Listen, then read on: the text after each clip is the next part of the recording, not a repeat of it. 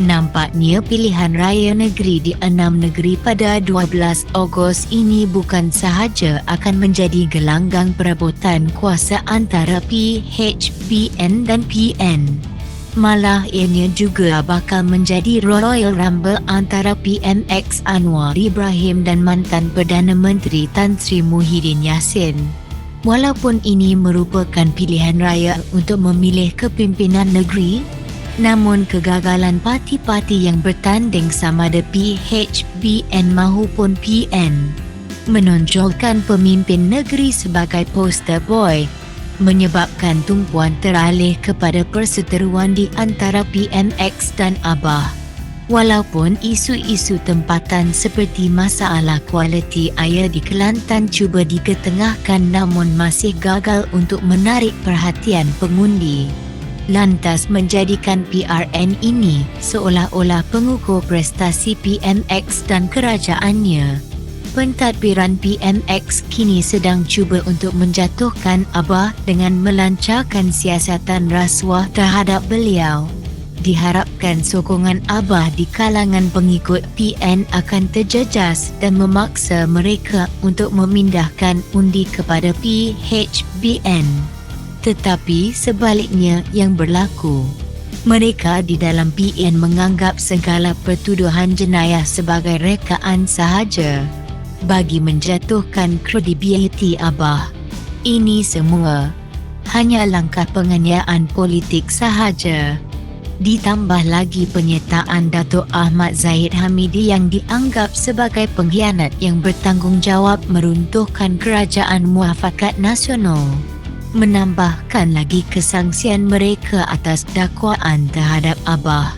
Oleh itu pilihan raya negeri kali ini boleh juga dikenali sebagai persengketaan peribadi antara PMX dan ABAH. Maka sebab itu PMX dan ABAH bakal menerajui kempen bagi gabungan parti masing-masing. Setakat ini kedua-dua gabungan ini memiliki naratif masing-masing untuk digunakan dalam kempen pilihan raya mereka.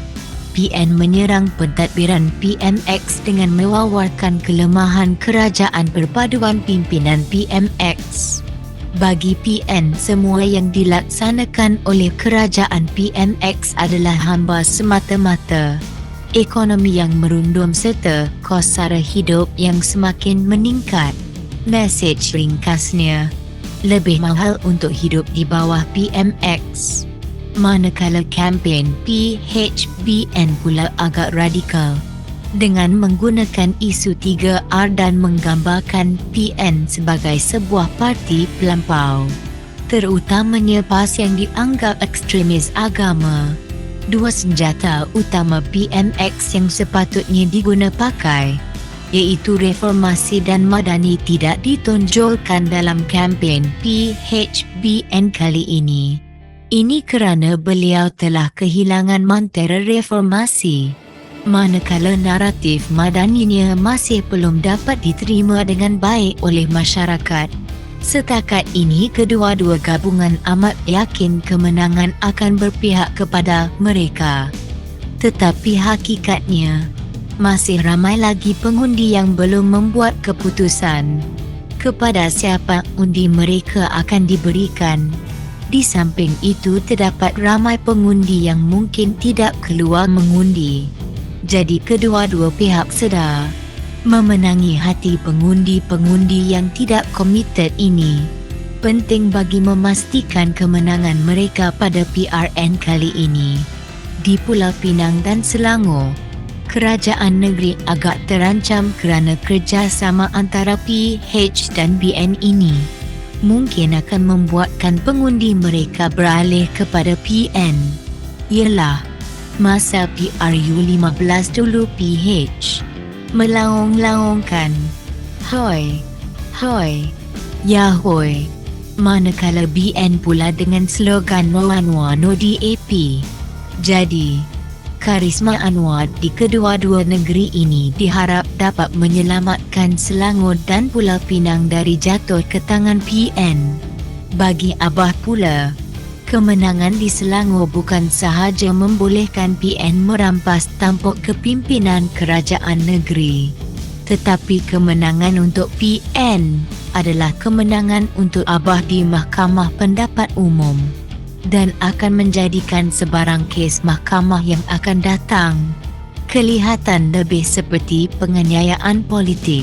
Bagi PMX, kempen yang akan datang adalah peluang untuk memulihkan popularitinya yang semakin merudum sejak beliau memegang jawatan Perdana Menteri disebabkan kegagalan memenuhi janji-janji pilihan raya serta ketidakcekapan kerajaannya dalam menangani permasalahan negara menyebabkan rakyat mula meragui kepimpinannya. Kempen PRU ini memberikan peluang bagi meyakinkan rakyat bahawa dia mempunyai solusi kepada isu yang mencengkam negara pada masa ini. Namun kegagalan menangani masalah ekonomi akan menjadi penghalang terbesar bagi PMX untuk meyakinkan semula rakyat. Jadi apakah kesannya keputusan PRN kali ini kepada Kerajaan Persekutuan?